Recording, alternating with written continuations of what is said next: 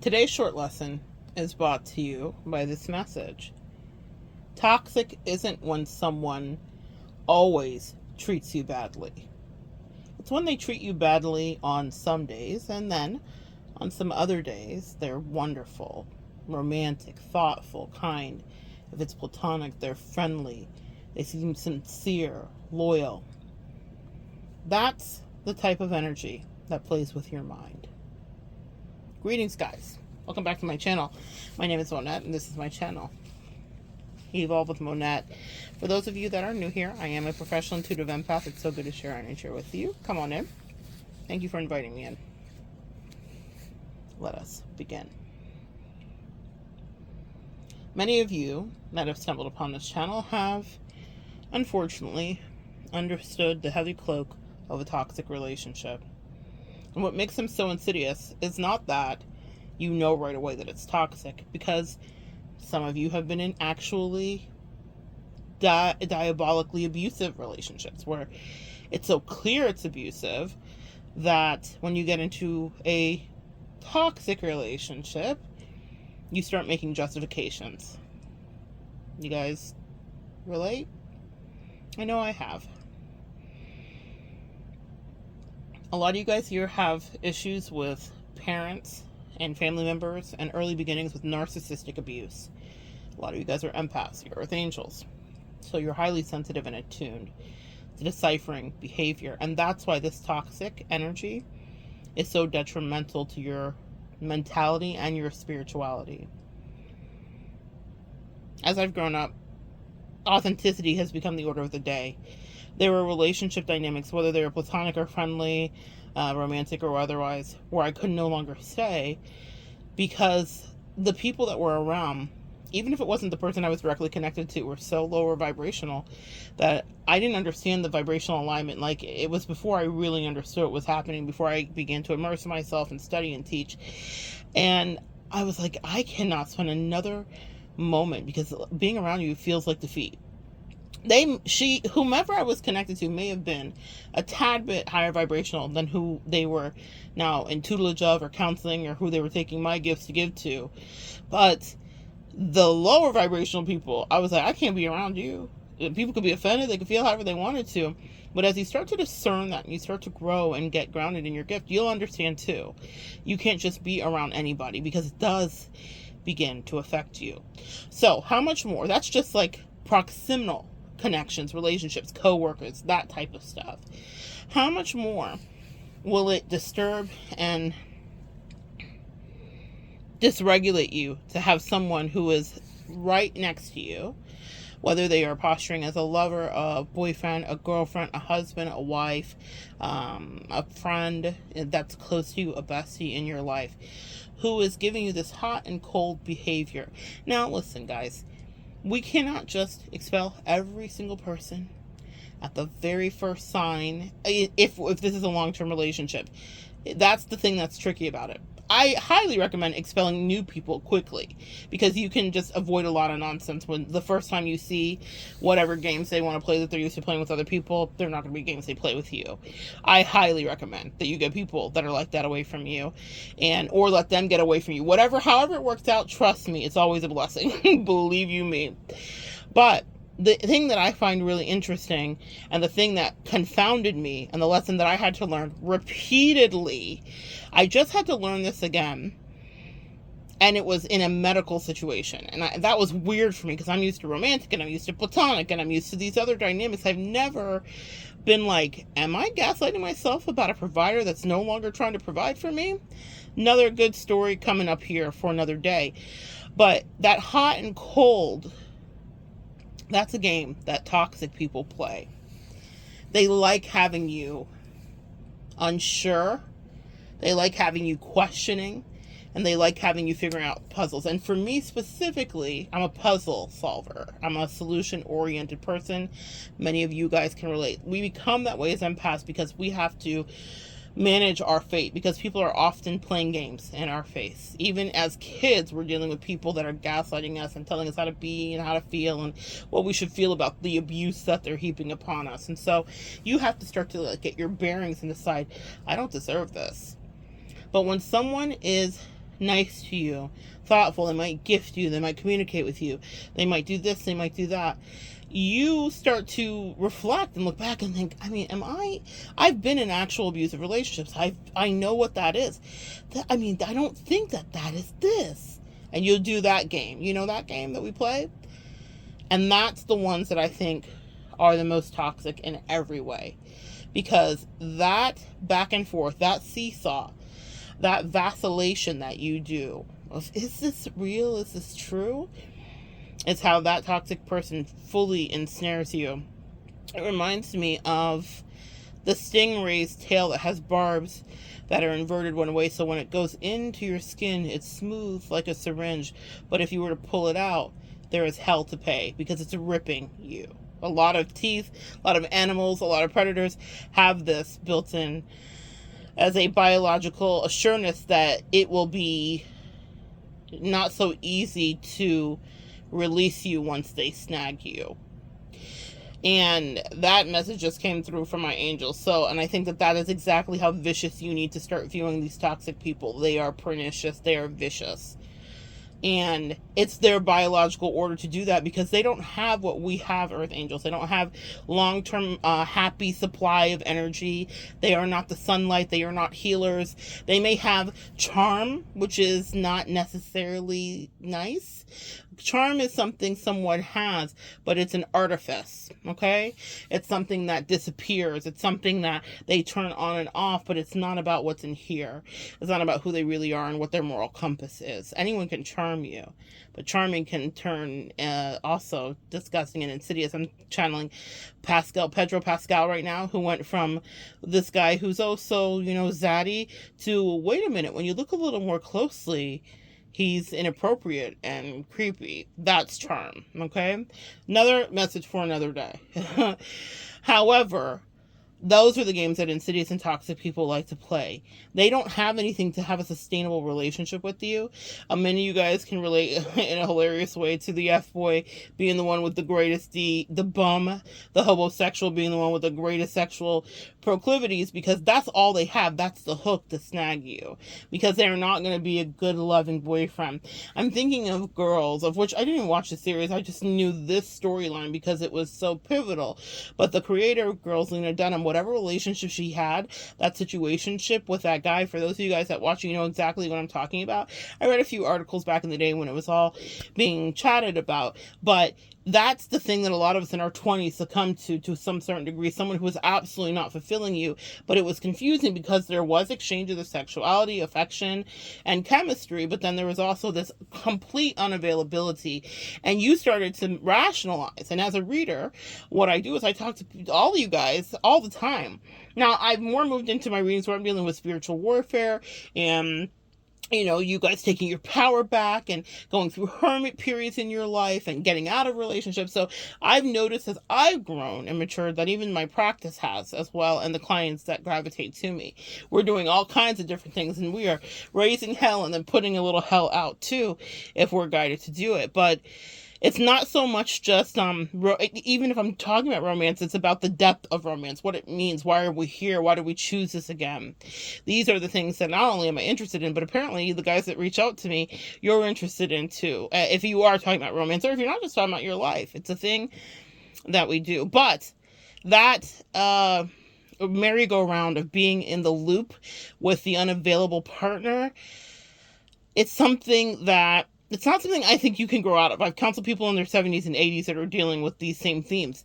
But the thing about our life is we have themes and cyclical patterns of behavior. God will allow you to go through something and round the mountain again and again until you get the lesson. And I know for me, that was a huge lesson.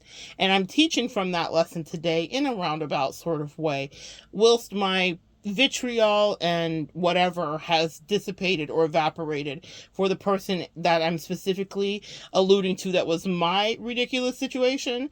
What I will tell you is I learned so many valuable things about how we will find ourselves in that situation, how we will undermine our brilliant intuition, how we will allow someone to gaslight us who has not only not the position, but they don't have the bandwidth. They're not even as intelligent as you guys. And I'm not saying that to be ugly. Like, it's just a matter of fact thing.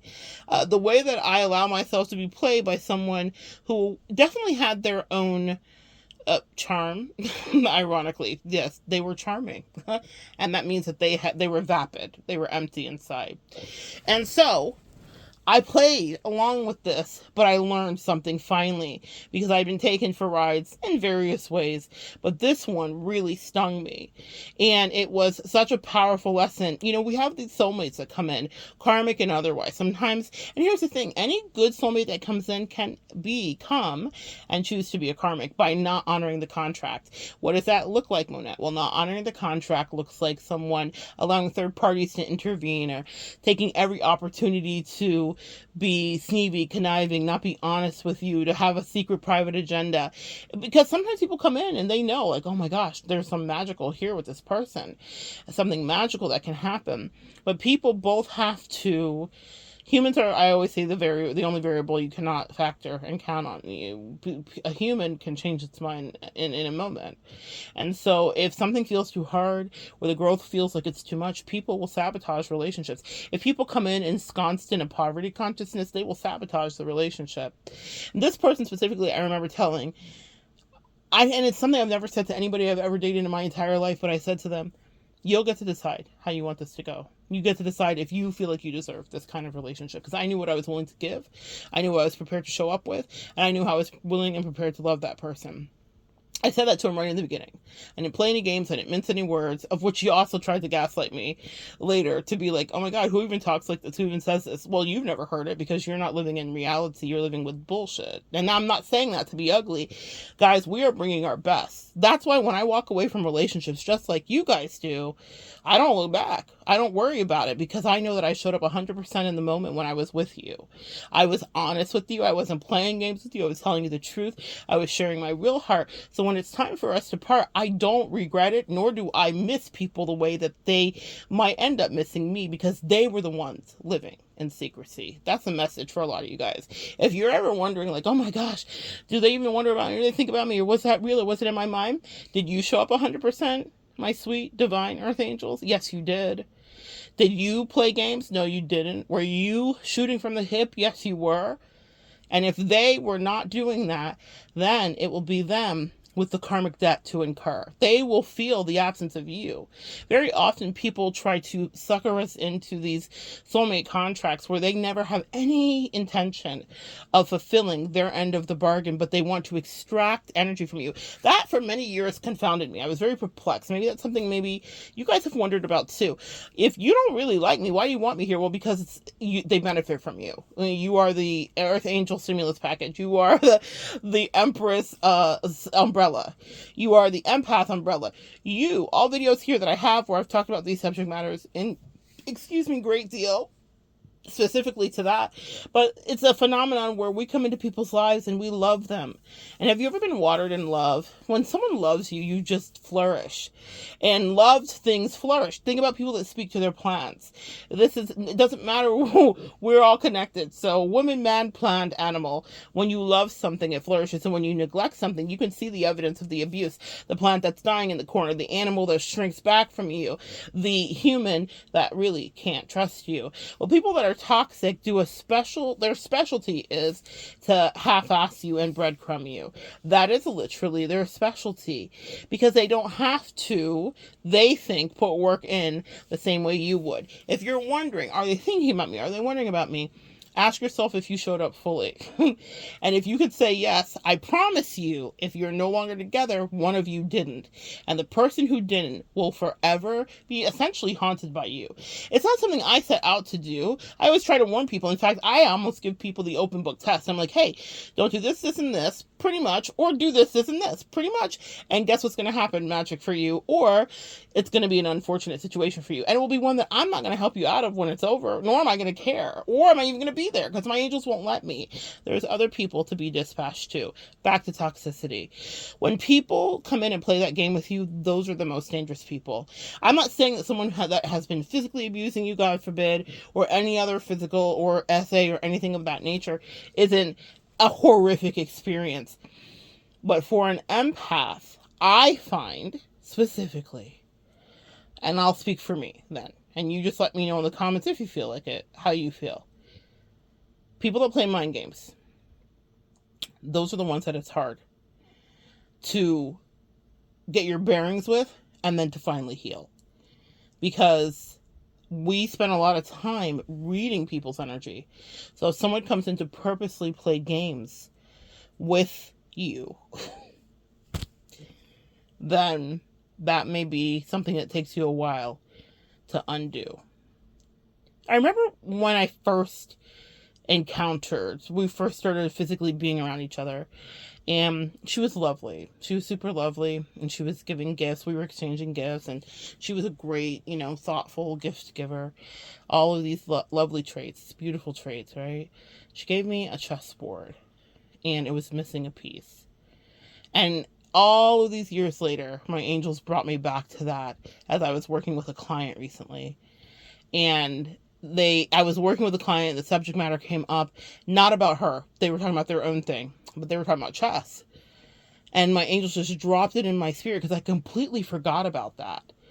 And they said, this person sent you a gift, and it was missing a piece. Now, what I will say is, because she was so thoughtful, she called the company. It was the company's error, and she reached out to them, and they did send me a replacement piece. But I will never forget that, because it arrived firstly without it, and she was very thoughtful and lovely, quite charming. And she wrote me a note and gave me a call. She's like, I just want you to know, I didn't realize it, and blah, blah, blah, blah, and it's the company's fault. And it was. All of that was true. But see, nothing is not a spiritual lesson for you guys. That one missing piece, there were a lot of missing pieces in that connection for me. And that one missing piece was how I learned how to finally see. It's also how I learned how to cut myself free. It's how I learned how to heal my existential kink of being in relationships that lacked reciprocity. It's very powerful how God will use the thing that may be the most detrimental, toxic, and isolating for you to really teach you to finally get it and say, I deserve so much more than what this is. It's not even about the person. To me, that person doesn't exist. I don't remember being viscerally or physically attracted to her. And you know what's so funny about those things too? This is a good reflection, maybe exercise for you to do as well. Think about the person that was your F-boy, or your person in your 20s or 30s or 40s or 50s, whatever it happened for you, that didn't treat you well, but they were also nice to you, and that was confusing, right? Think about that. And think about the attraction. Did you like them, or did you like how your projections of them made you feel? Yee! We're treading here. Also, think about your physical attraction. Some of you guys might have had physical, great sexual chemistry with the person. But I remember finding her to be the most attractive within the first couple months that we were connecting. And I found her physically less and less attractive as time went on. That's a weird thing, for me to say. And the reason I say that is because usually guys quantify things that way. I wasn't a masculine energy, just to be fair. But she was the most attractive to me in the beginning, right there. And just from the way that she wore her hair, everything. And let me tell you the irony of this, because the angels are trying to get me Oasis. So that's why I'm sharing the story, so you guys can understand how things like this can happen and dissipate right before your eyes. What initially attracted me to her, she never wore her hair the way that I liked it specifically. I never saw it again. And it's your body, your time, so I don't really involve myself in that too much. I will always try to make dreams come true for people, but I'm not gonna impose my opinion of it. So I would just observe her choices and be like, oh, that looks good on you, or whatever, depending on whatever. But the thing that I was most attracted to, I never saw it. I never ever ever ever saw it again. And then her physical shape too actually changed. Actually, she got very healthy and really, really fit and whatever, but I was just attracted to a different thing. And it wasn't that she was unhealthy when we met. She was. But it just changed. And it was so funny. I used to joke with my therapist about it, because I was like, God is so speaking to me, because I'm not even really attracted to this person. So what am I doing here with this crazy situation? She's not attracted to me. I'm not attracted to her. It was a very strange situation. And that's how you know it's a lesson. Does that make sense, guys? The thing that had me locked in pretty immediately, the aesthetic part anyway, all went away within moments. It was almost like the hook. It was truly the bait on the hook. Does that make sense? And the look changed, everything changed, and the energy changed, and I was just like, oh. Okay, such is life. But then I was hooked in. You remember those fangs I talked about? That barb that goes one way, comes in clean. You don't even feel it really. Have you ever? Well, unfortunately, I've had a lot of medical stuff recently. So there are some nurses that know how to do a proper stick to get blood and to set up an IV, and there's some that don't. I actually had my infusion chair this morning. For one of my autoimmune diseases, I sit in an infusion chair for several hours in a day, once every 8 weeks, and that will happen for the rest of my life. Well, this morning, when my specialist was doing my stick, I didn't even feel it. And I was nervous because of some other extenuating circumstances, and I was like, oh geez, I hope this goes well. Didn't even feel it. Sometimes with those toxic people, you won't even feel the entry. Okay, didn't even feel the entry, because they're so good at getting in. Their job is to get into your soul, to get under your skin. You guys get it? Oh, it's such a good analogy, angels. Thank you. Their job is to get under your skin, and things will never be the same again, and it will cost you flesh for it to be ripped out. Fortunately, that's not how, I'm getting a text from my homegirl. Shout out to you, homegirl, when you see this. You know who you are. Okay, so, what it will be it'll be a test for you to get it out. It will cost you something.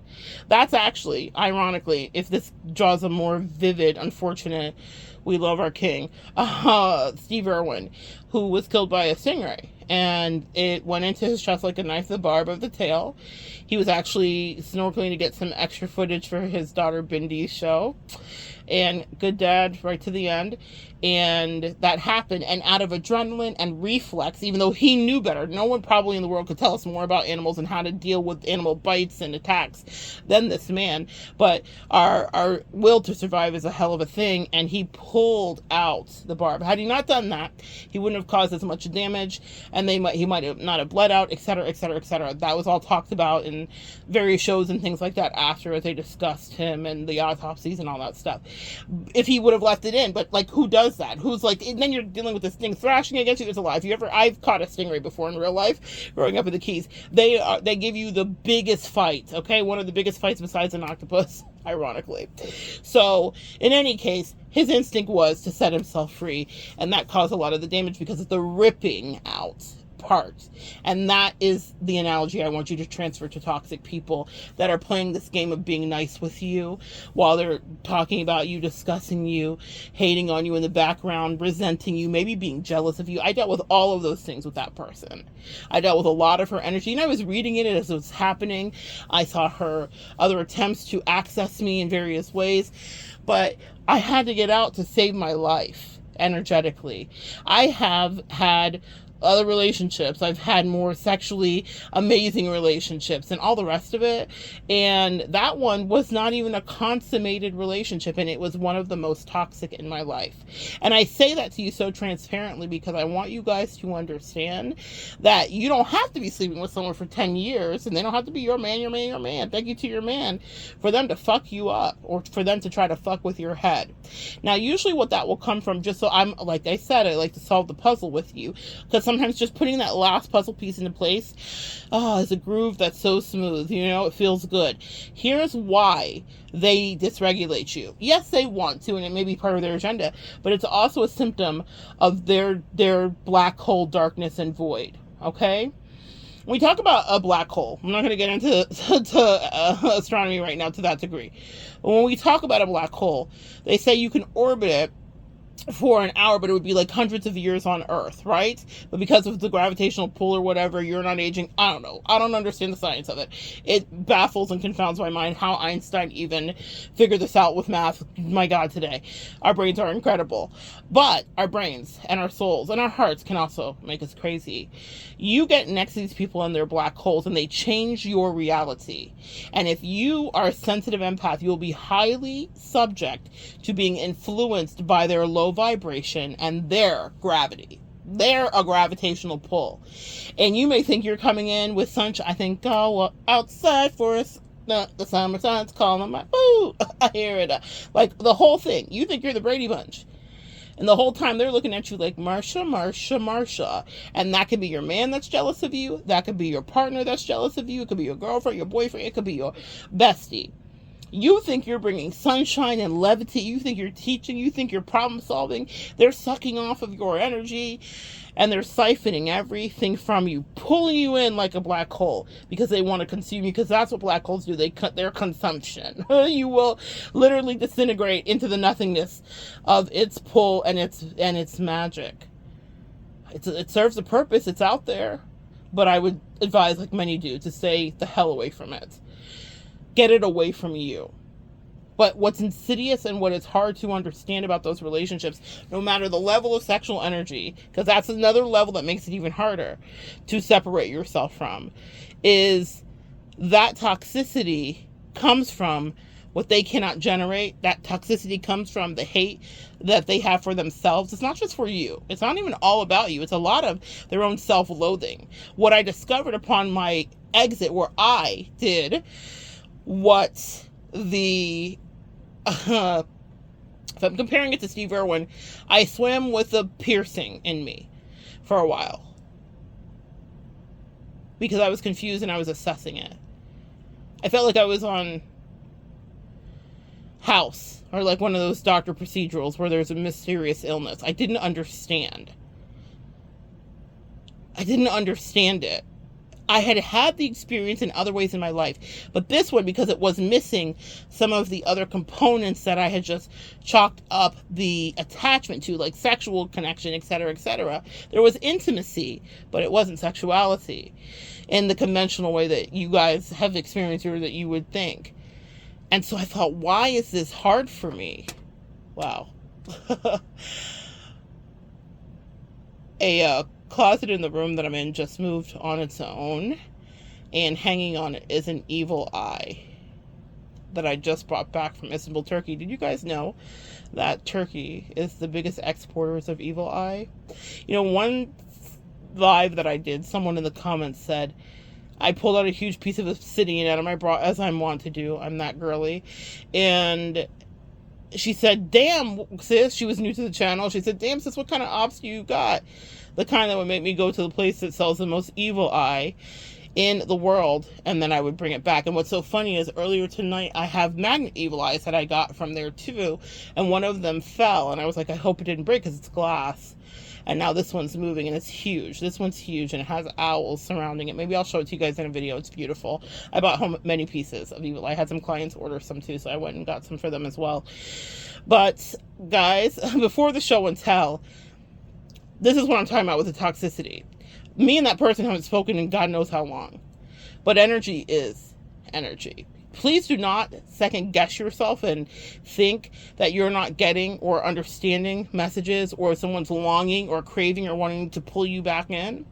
I'm not saying that this person is actively thinking about me this moment at 2 o'clock in the morning Eastern time, but I am saying that parasocial, excuse me. Oh, someone may be watching you guys parasocially, or maybe this person has watched me parasocially. Who knows? But paranormal, specifically was what I was going to say. Activity is always indicative of something more. It's not a coincidence that my other evil eye, the little small glass one that's about the size of a silver dollar, fell on its own, unprovoked, off of its metal attachment that it's held on since I bought it home. And that this big one, the closet, just moved on its own. And as I was talking about that specifically. So some of you guys may do some cord cutting and cleansing from past energies that may still want to be attached to you. We are in Mercury retrograde too. It's interesting that this would come up as an organic conversation for me to talk about, because I don't think about this person to that degree often that way. So the fact that this came up regarding toxicity and you today is interesting to me. And that's Mercury retrograde type shit energy for sure. Okay. That's how that goes. You don't always have to talk to the ex to explore the themes of the ex so that you can express and then expel whatever lingering toxicity may still be in you. Whatever barbs got lodged and didn't rip out when you pulled it out of you. I swam with the energy, this toxicity, this thing that was unfamiliar to me. this thing that was following me. I swam with it. But then I made a choice. I calculated the risk, having learned my lesson from Steve Irwin, that this one is going to maybe take the piss completely out of me, but I can no longer swim with this low vibrational entity. I can no longer swim with this thing that's attacking me and attacking the thing that I hold the most precious. The reason that I ended up despising that person so much and having such a emotional reaction to it. This is also another thing too. I just want to put this out here. When someone does love spell work on you or spiritual work on you, you may fall quite enchanted with them pretty quickly. They may seem that, now, new word to explore, charming, and they may pull you in. I'm thinking of Meghan Markle specifically, okay? You may feel like, oh my gosh, this person's amazing, and then you start to see the mask slip and everything drop. And you will not like them the same once the magic, whatever it is, wears off. And I don't care if someone lit a cauldron or a candle or it lit ashes or a rose petal. I don't give a damn if they didn't do that at all.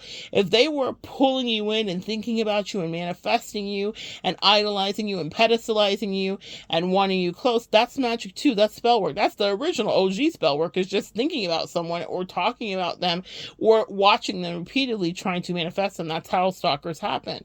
So you never know what people, how people, girl, you never know. You never know how people have seen you before you've seen them. Okay?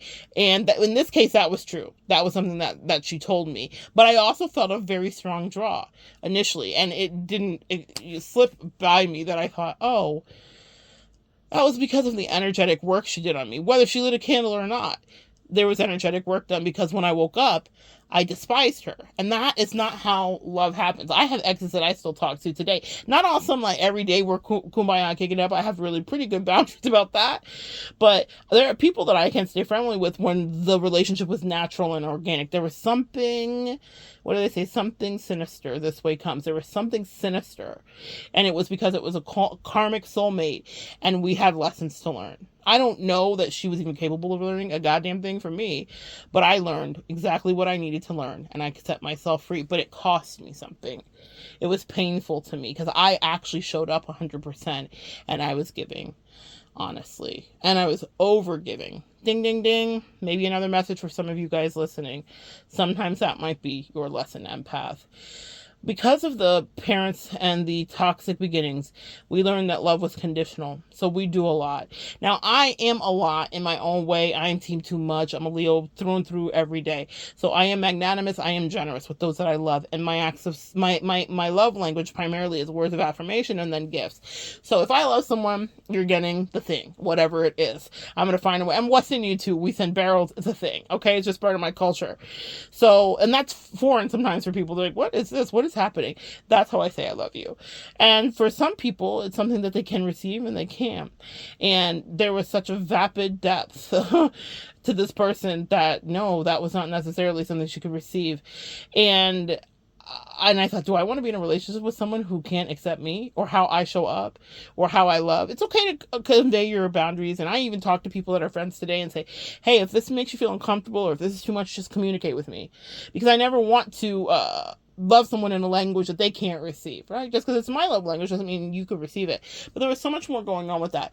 I needed to learn several lessons about my boundaries and how much I give to people that don't deserve it, people that are siphoning off of my energy, people that are using me, and people that are making fun of me for being kind to them.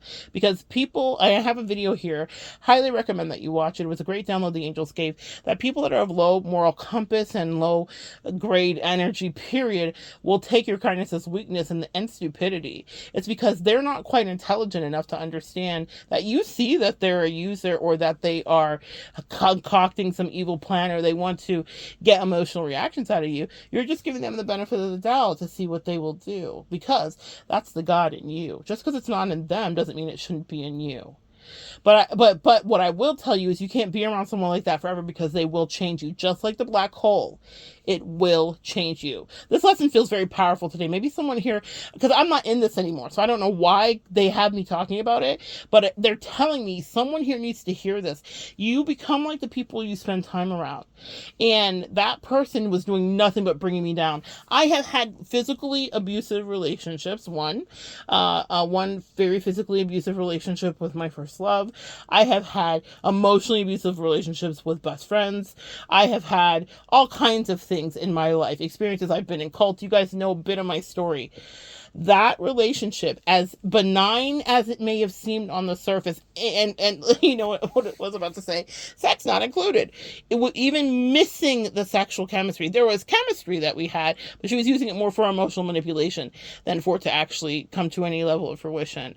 And I also knew that my angels were doing a level of protection. There was a point where my angels kicked in and they were like, when this has happened to me plenty of times, guys, because of the work I do, I have to be very careful how I share physical energy, and you do too, okay? Just because of I don't care if you do this work or not. If you're an empath, you can give yourself to everybody, and I have videos up here about it. This is not just about this story today. I have talked about your pum pum is full of prestige comes to mind. You literally give people blessings when they're proximal to you. So if you're sharing your sexual energy, people will level up off of you like in Super Mario Brothers, okay? They will level up off of you, and then they'll want to finish you like Mr. Luigi that sits in prison right now. White glove service with the brick, okay? Make of that what you will if you understand what I just said. So because one shot to the head, that's what it is. They would love to end you because they will just take your whole identity. That's that destiny swapping that we talk about. You have to be so careful with your sexual energy, and that could be with your guy too. Your boyfriend could hate you. I'm not just trying to like engender fear, but you guys need to just wake up and understand that this is the truth right here.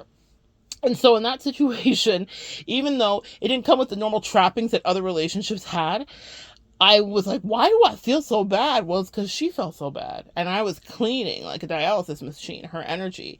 And she was having wonderful things happen to her. And she was playing in my face. We were dating actively. It was a communicated thing. It was an understood thing. And she was actively playing my face and saying stuff like, gosh, life is wonderful. It's just amazing being single. I've been talking to my therapist. It's just amazing being single. And this is so funny because I was talking to a client last night who had someone that she was in a relationship with, talked to her about how he felt so light and how it's been so good to be able to go do all this stuff for all these other women in his life. Then they're married, okay? It's so good to do all this stuff for all these women in his life, and he's alleviated with pressure. And it's because she's been feeding his life financially, emotionally, in every other way. And he hadn't been feeding back into my client, right? But in her face, he did play and tell her about how life had been so much easier and breezier. Guys, we flourish under love. And an empress and an earth angel will come in, and all of a sudden, things that are magical are happening for you. And it doesn't mean that you have to kiss the ring every 5 days. It just means, there's a level of reciprocity, which is you feed back into the person that's actually giving you the energy. You know, that's the part I always feel like I leave out. So it may sound like I want you to carry me on a chariot like Cleopatra, like Queen, like what's her name? Elizabeth, White Diamonds. I'm thinking of Elizabeth. Anyway, like her, she played in Cleopatra. Like, no, that's not it. That's not what is requested or required. You give what you can give, but it is something where you find it in your heart to be reciprocal. And that person was so avaricious and such a taker and so selfish. And I was just like, wow, like what you can give energetically, it wasn't even about the sexual part. What you can give energetically, honesty, communication, whatever the case may be, you're on some fuck shit with me. And that's toxicity, because one day it's beautiful and nice and kind, and the next day you're losing your fucking mind. And it's so funny. And then they're looking at you like my client's husband was and saying, oh gosh, my love, life has been just so much lighter. The finances have been good. It's because she's taking care of everything as he expected that she would. And I was like, Mama, we're going to have to downshift. We got to go into operation. That's another story for another day. But the angels gave me the advice to give her, and I sent it her way, and I believe she will do it. The jig is up. The gravy train is over. Sometimes you have to cut people off of your energy and so they get fucking sober. Because a lot of people get into your energy, and because you're not as arrogant as they are, you're not telling them like, this is only going to take you so far, Miss Mamas. I am not here to play with you. Also, You are high off of my energy. You're punch drunk. Have you ever seen a baby get milk drunk? They get milk drunk off your energy, that colostrum. Real talk. Like, let's talk about it. That colostrum has everything you need for survival, strengthens your brain. We are pumping that level of life-giving energy into people. And then they get milk drunk. And then they start talking crazy. And so I just will never forget that moment of her being like, being single looks good on me. I was like, bitch, you're not single. The reason that you feel so good.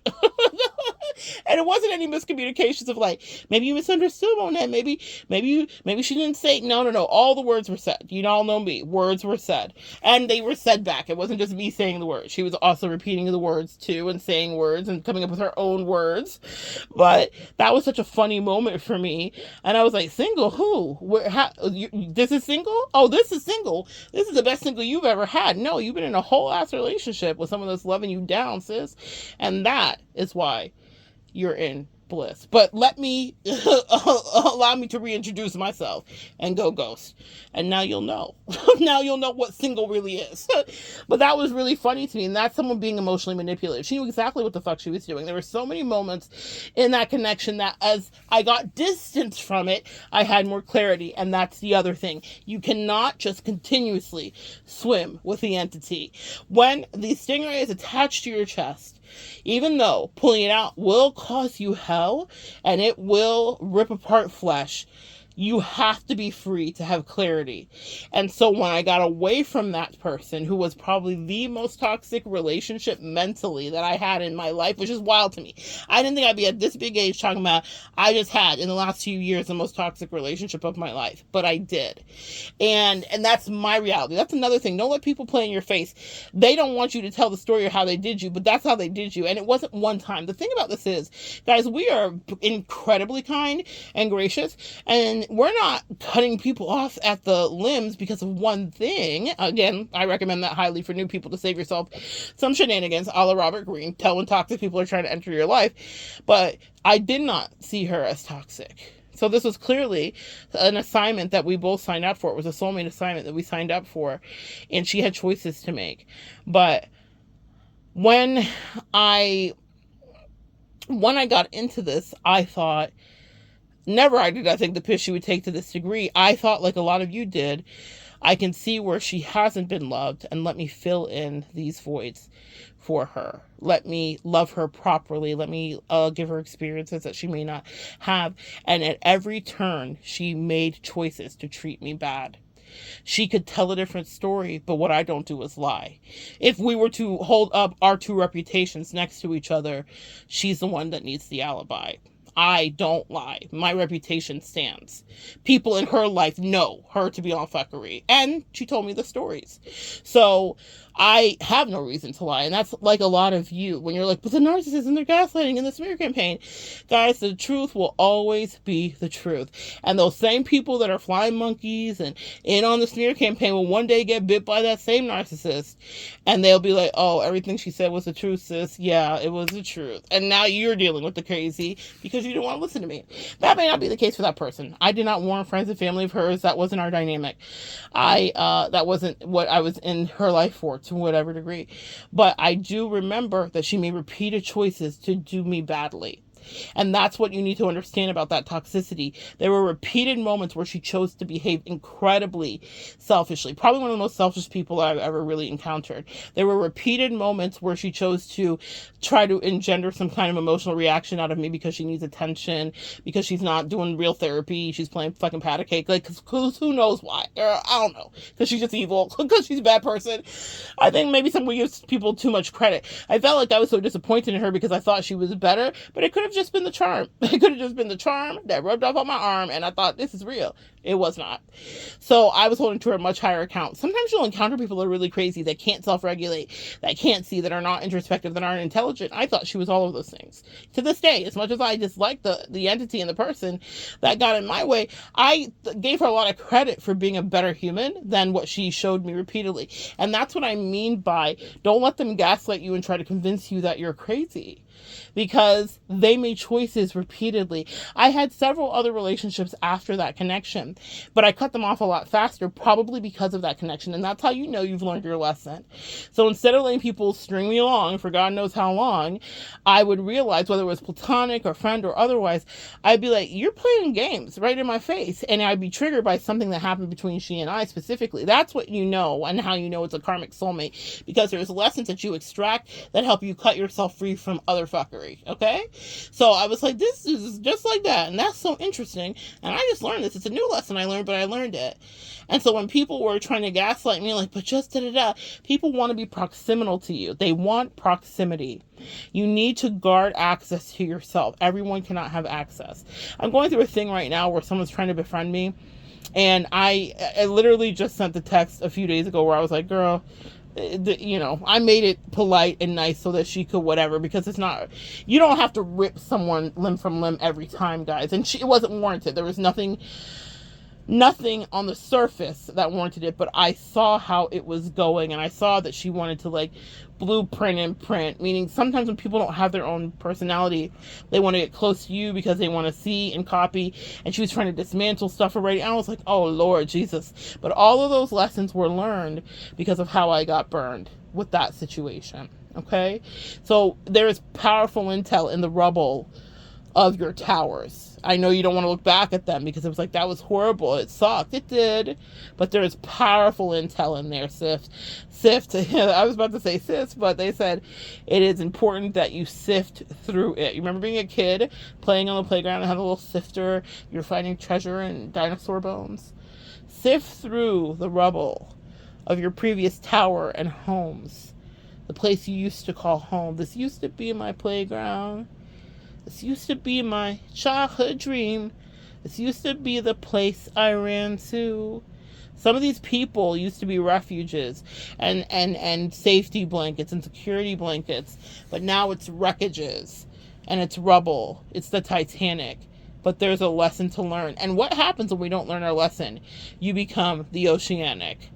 You become the vessel of hubris and arrogance. You become Icarus, but instead of flying to the sun, you sink into the abyss. Oh, the angels are cooking today. They're cooking. Do not be unwise and not learn the irony of being 1,500 feet from the Titanic. Who did you think you were? That's what happens when you don't learn from those places where you were badly burned. To revisit it in the future and not see it clearly and cut it off. I was like, I gotta get this person away from me. Not just the person that was toxic, but even the new people that have tried to enter in, where I can see their agenda and I know how it's gonna go, but I don't tell them everybody. One of the things I've learned actually is to stop telling everybody what I do, because it makes people lose their freaking mind and they start to try to prove things to me and try to do blind tests with me. And I'm like, the blind test is on you, crazy. It's gonna be you that's left trying to figure out puzzles that you don't even have the capability to understand, ironically. Okay? As much as you think that I'm the one who's a dummy, it is you. Surprise, surprise, but I was too kind. And just like you guys, too kind to look in their vapid eyes and tell them, you just don't know how bad this is going to be later. You just really don't understand. But get out of there. See you later, Gator. Get out of there and learn the lesson of whoever had you down bad, whoever was toxic with you, whoever was abusive with you, whoever purposely didn't want your dreams to come true. It may not be a lover. It could be just a hating-ass family member. It could be a sabotaging coworker. It could be a long-term high school friend that you have this weird toxic dynamic with. I heard they're your Devlin. It's that movie with Jennifer Aniston what's her name? Oh, Nicole Kidman. And Nicole Kidman's kind of like the high school bully, and they meet up later. Anyway, Devlin, right? So you don't know who it may be that teaches you these lessons, but it is imperative, one, that you cut yourself free. And remember what was so alluring about their version of toxicity. That's a lesson I'll never forget. That's why I'm grateful for that person. Even the burp want to betray me. The burp was like punching out of my throat, like, girl, we hate her. No, I'm grateful for her. My higher self is grateful for her. I'm still human.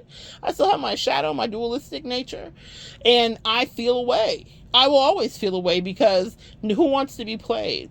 Not even those players want to be played. she cried a million tears about how people did her. And now I'm like, oh, that's your karmic portion. You're a horrible person. And you were a horrible person to an earth angel. It's a high priestess by the door theory, guys. And this is what you need to know about yourself. You are sent into people's lives for them to look at you and assume that you are in tattered clothing. And it's not to say that that's your aesthetic. I'm just saying they may look at you and see something that's gullible, something that they can get over on, something that's not street smart enough or not well worn in. And they'll think, I'm going to take advantage of this. And you are the exact cloaked earth angel in person that's sent in to see what they're going to do. God's watching them. I'm hearing God is watching us, Bette Midler, from a distance. God is watching us. And God is watching, and I like to think God's watching from the planet Saturn, the planet of fathering and the planet of long-ass lessons. People may even treat you badly for many years, not knowing that you were their greatest blessing. I am sure that some of the people in my life that were toxic to me found their own version of success for a time, but that time and season doesn't last forever. The sun don't shine forever, but as long as it's here, then we might as well shine together, now or never. Business before pleasure. We won't say his name, but they were maybe P. Diddy's in your life, ganging up on you because they thought they did it better. Come on, angels, you better flip it. They were predatory people in your life. Oh my God. Some of you guys need to hear this and internalize it. Because again, I'm not actively in this at all. Thank you, Jesus.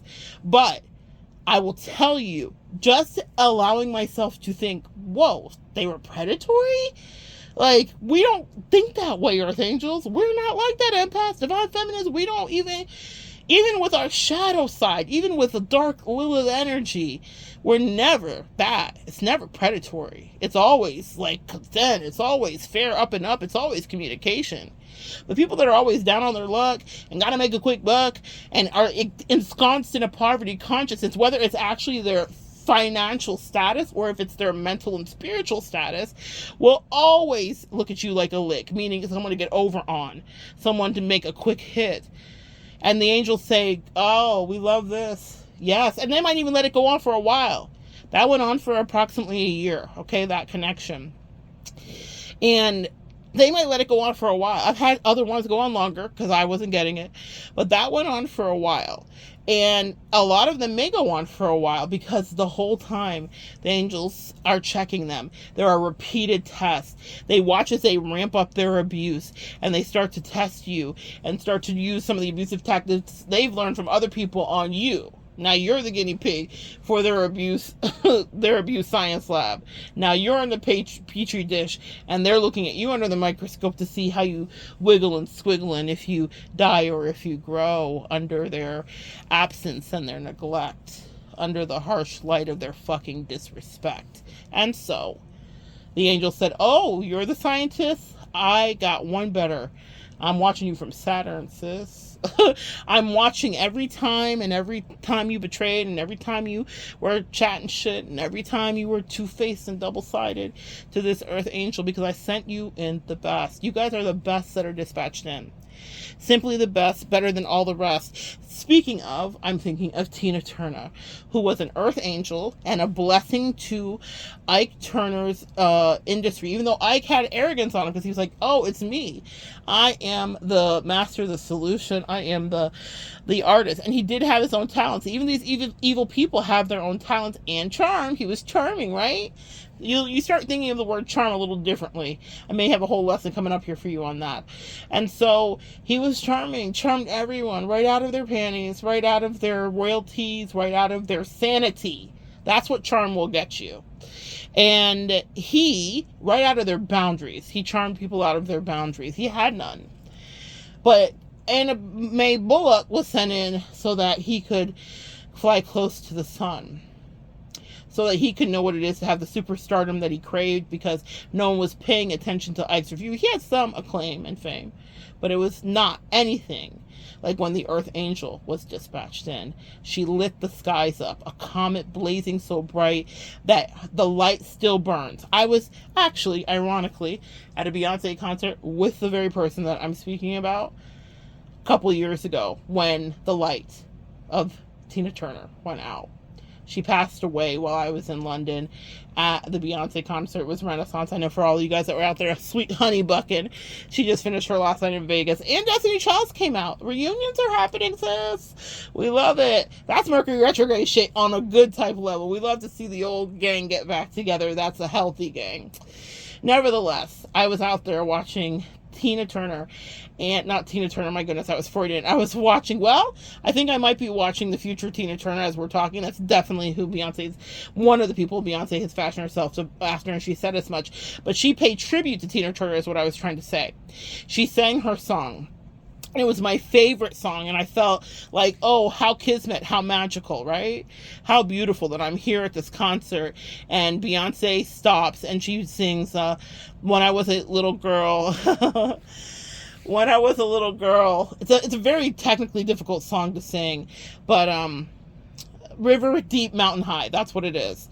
When I was a young girl, I had a rag doll, only doll I've ever known. And I'm gonna love you just the way I've loved that rag doll. But only now my love is grown, and it gets growner every day, and it gets deeper, baby.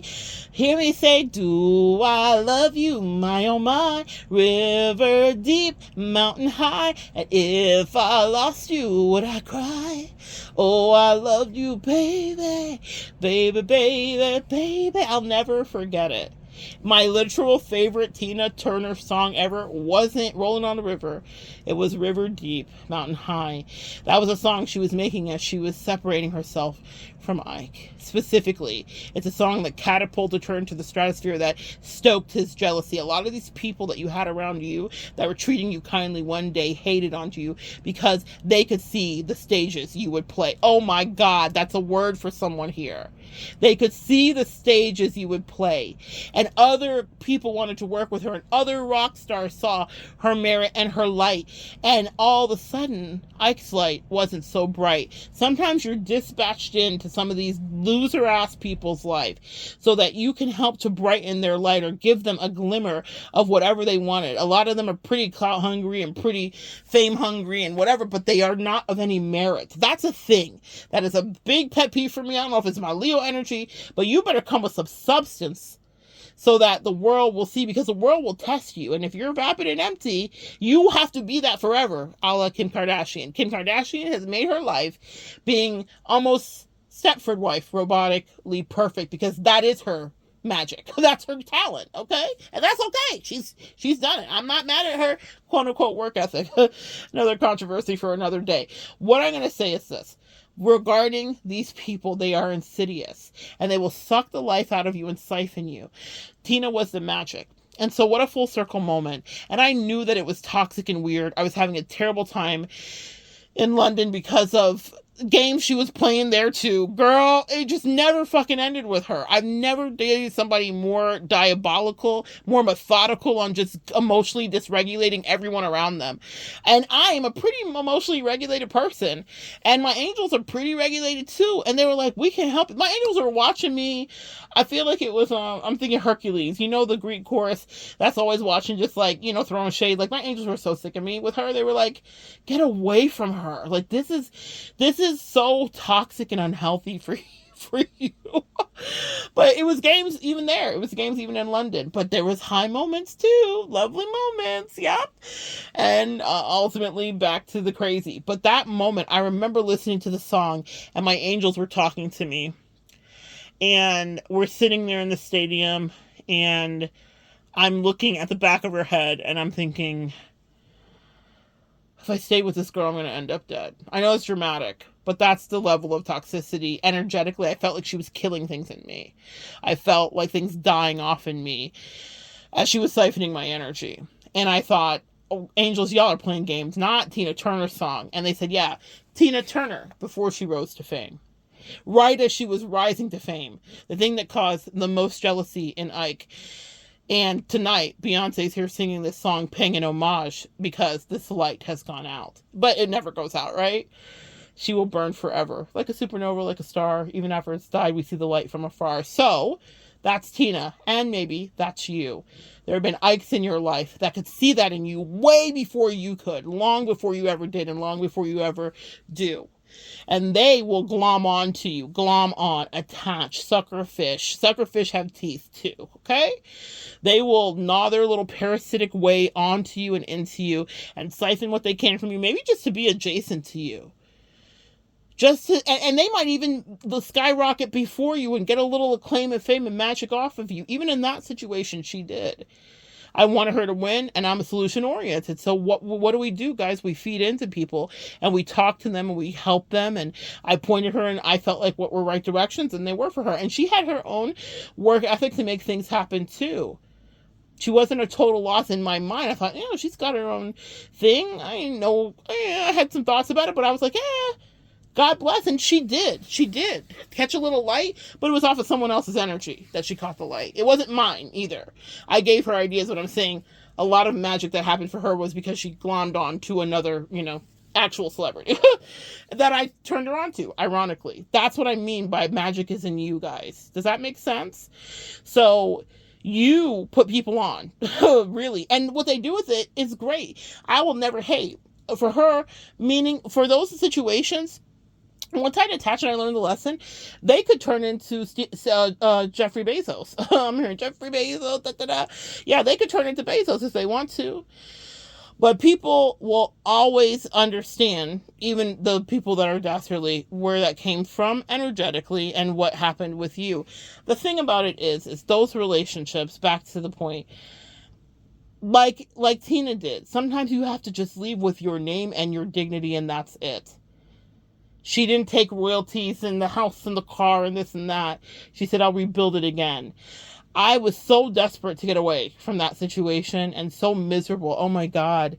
Guys, I was depressed. And I think it's because she's naturally depressed. It's not my natural state. And all of this energy transference was coming my way. If you ever think energy is not real, it's so real.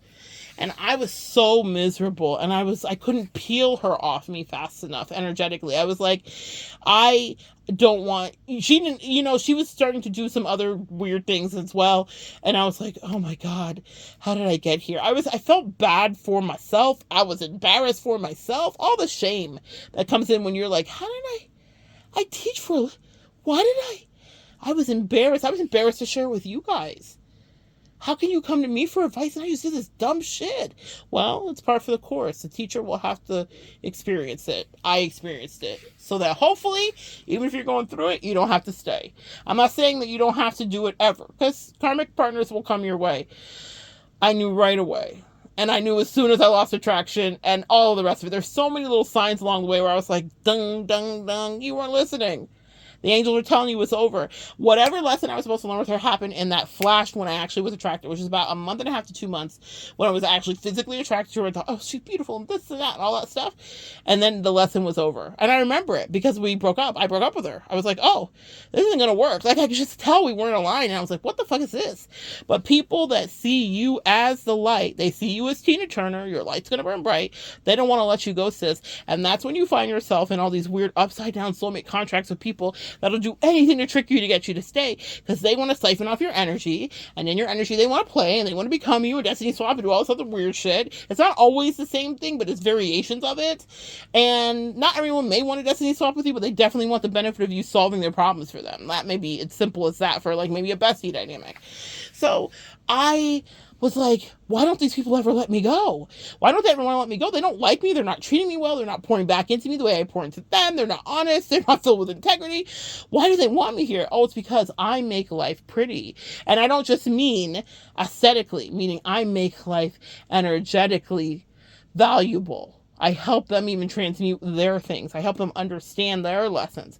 I help them see the people that are the snakes, even if they want to bludgeon me upside the head, because to them it's a hot take, because they're in their own denial. We all have been there. So I help people to smile. I help what before would have gone 24 feet now goes 7 miles. That's the empath stimulus package. That's the Earth Angel Stimmy package. You do that for people, guys. So that's how come people will do anything but tell you the damn truth, because they really don't want you to leave their lives, because they've never felt as good. They may not even be able to compute and articulate it the way that I am, but they feel it. They're like, man, when this person's near me, like, shit's just going better. Or, I feel more empowered, or whatever it is that they're getting from you. But when you're in those toxic relationships, they will only seek to imbalance you. And what happens is, if you stay too long, you will lose yourself. And I felt like I was about to slip away. There was something that happened. There was some way she talked to me. There was something that she did. And we were already kind of over with, but still dealing with each other, that weird part. And my angels, I saw myself. There's a thing that happens, and I'm so grateful for it. Because of the abuse that I've suffered. And because of I leave my body for survival at times. I think a lot of abuse sufferers can relate to that part. It's like some divine intervention to disassociate. And there is a way that I will cower and bend my shoulders. There's a way that I will shrug. Body language experts talk about it all the time. When someone's like reliving a painful memory, you'll see it move through their body. She said something to me, and it reminded me of my twin flame. It reminded me of my father. It was just like this moment where, when they say when you're about to have a near-death experience, like you'll flash through your life. Well, I flashed backwards. But it wasn't about all the wonderful things and sunshine on my face and, having fried chicken at the beach and spending time with my mom. It wasn't these beautiful memories. It was where I had been done wrong. And by the people I had been done wrong with and their faces. There was a way that she spoke to me. It was disrespectful as fucking. The angel said, it wasn't even full. They said, this is not full throttle. This is not her full bore. She has more demons in her. There's more spiritual attachments. There's sexual demons in her. That's why we never let y'all be the kind of intimate that was slated to be, because we were protecting your energy. She thought she was running game the whole time. The angel said, ha ha, joke's on you. We were protecting our baby. Real talk. That's the talk. That's the realest of the real. God, sometimes I have been in situations where I'm like, Lord Jesus, why can't I? God, can I just please? And they said, now think about it. When did you really want it? Right in the beginning, because that was the initial flash of magic. And then after that, it was dissipated. Specifically, literally. And I'm a very visceral fire sign person. So sensuality and sexuality is a big deal to me. So I pay attention to how I feel about someone. I'm not just there because I want to be your friend. I'm very clear about that. So when that ended so quickly, but I was like, well, I'll just stay. Like, she's a sweet girl. No. It was games that were being played. Okay. So what I'm going to tell you guys is that when you're in those toxic dynamics and you feel like, how do I escape this? Because I can't believe I even ended up here. You have to leave, because to stay will dysregulate you in so many ways. Lost track of my thought there, but to stay will dysregulate you in so many ways. And then eventually you just start to disappear. The way that I liken it to is a never-ending story. Yes, I remember what I was saying. They showed me how she would speak to me. They gave me a premonition. A lot of you guys are claircognizant. There was something that was coming up, they said. And they said, please avoid this, because this will just disseminate you. This will just destroy you. There was some nastiness that she was they're showing me like Transformers, Decepticon. You know how Transformers, like, oh gosh, I'm an 80s baby all day. I mean, my mind's eye, if you've ever seen the Transformers movie, well, they like lock into place, right? And back in the day, we had like the little trucks and toys and you could do it. I think they still have them now, models and such. But they were showing her like locking into place for a final form of disrespect that would fucking level me. Does that make sense? Like, she was like, because she was just getting more strong. And this is the real thing here that you need to know the whole way through and all along. Like Ike, they feed off your energy, so they get more empowered, and they're proximal to you, and they start to think it's them. And it doesn't mean that Ike didn't have his own talent. Just because I've dated people and it didn't go well doesn't mean that they weren't completely worthless and had nothing to offer. That's not true. That's not true. But people do level up off of you. That is true. And they will try to gaslight you out of knowing that. It doesn't mean they don't have their own magic, but they don't even know what to do with it. And specifically with her, when I met her, she didn't know what the fuck to do. Well, she didn't even know what her name was, bitch. Like that part. Like literally, okay? I know when I come in, I will switch things around and make it be the best it can be. So what I will tell you is that they will level up off your energy. And I was watching her about to emotionally, mentally, and spiritually assault me. And my angel said, it's time to pull the stingray barb out of your chest and get free. Yes, you're going to bleed. Yes, You will never forget this story. Yes, you will feel betrayed, played, and confused. Yes, we've got you. Yes, you signed up for this before you came in. Yes, this was a divine soulmate assignment. Yes, she wanted it to be karmic. Choices were made. Now contracts are broken and you cannot stay. Zoop, zoop, zoop. One by one, each new limb locking into place until she finally was going to spew something that I would not be able to undo directly in my face. They said, get out before you suffer that disgrace of her indignance, dismissal, and discard. Don't even let you touch it. It cannot even grace you, beloved. Come on, man. I'm talking to me and I'm talking to you. Someone here may be in a relationship dynamic like that, and what you've experienced is not yet the worst they can do. And that's what my angels were saying to me as they showed her Autobot Decepticon imagery. They said, she has not even given you the nastiness that's really in her depths. The green, phlegm, the mucus. You've not seen her ugliness yet.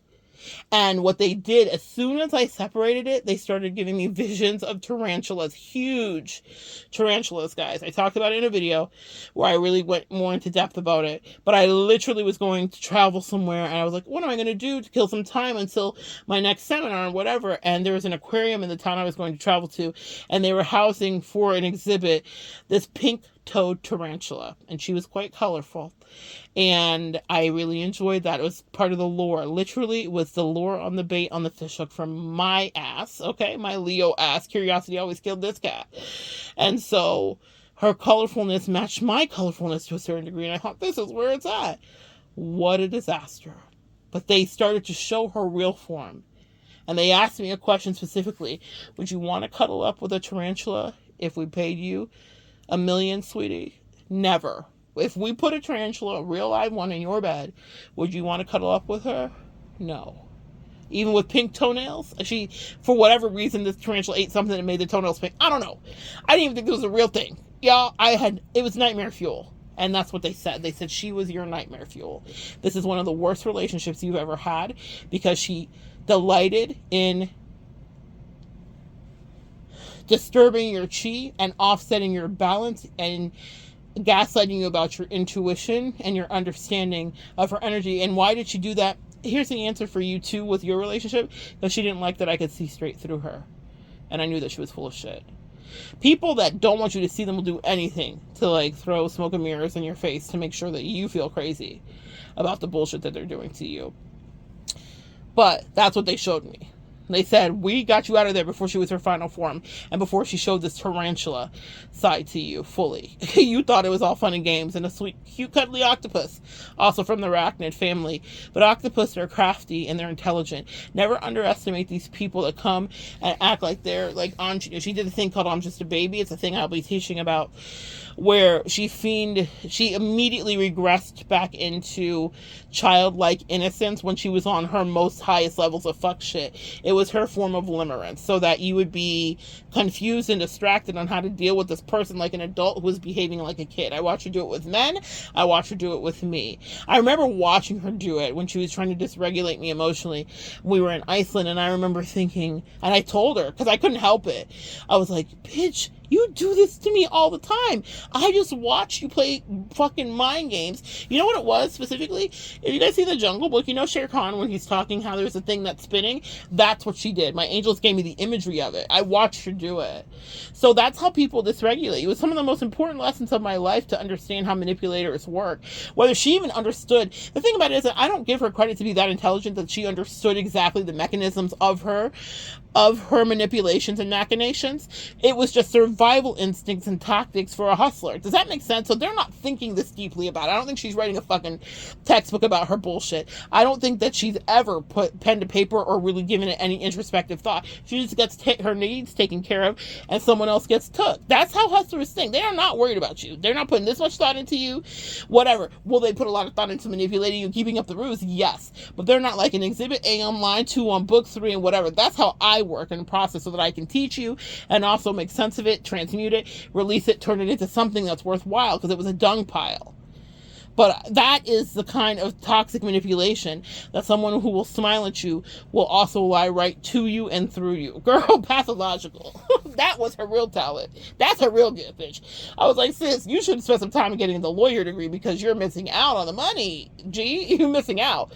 But that is something you have to get out of, because before they show you your final form, then you're under them, then you're underneath this giant spider.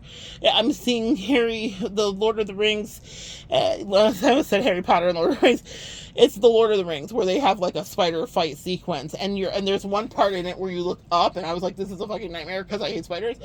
But he was under this giant spider, and that's what my angels showed me as the imagery. They said, we got you out, but the thing is, we couldn't get you out. You had to use your free will to see your way out. We yanked you out and asked you to yank yourself out before she was standing over you, ready to consume you. There was a lot of consumption themes in our connection. Have you ever been swallowed? Literally. So that was my lesson with toxicity. And it wasn't this textbook abusive relationship. It wasn't. That's what really fucked with me, guys, is that it wasn't what I teach and what I was used to and what I would tell you to run from 3 times on Sunday. It was something that had an undertow, and that's dangerous. It was a rip tide that took me down the shore. I was 3 miles down the shore before my head bobbed up. I didn't even realize that it had only been a minute or more. It was so quick. It was a gravitational pull. It was a black hole. I met and dated a black hole. They are out there and they exist. Everything must fall into them only for them to consume it and to never give back. The black hole doesn't return your shit. My job was to transmute and understand it so that I could return my own sanity and my shit. And my job was to listen to my angels. As they said, Decepticon is in her almost final form. Get away from her before she unloads it. Before you're standing under the tarantula. And she now owns it, and the it is you. We all float down here.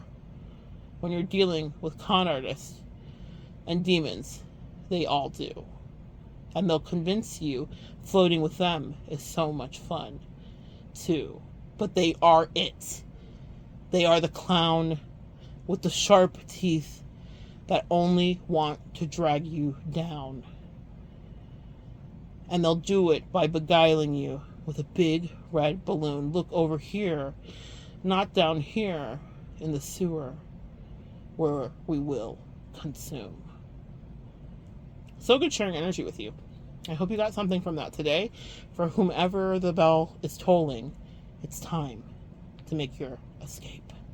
Come back and join me next time, guys. We'll continue to evolve together.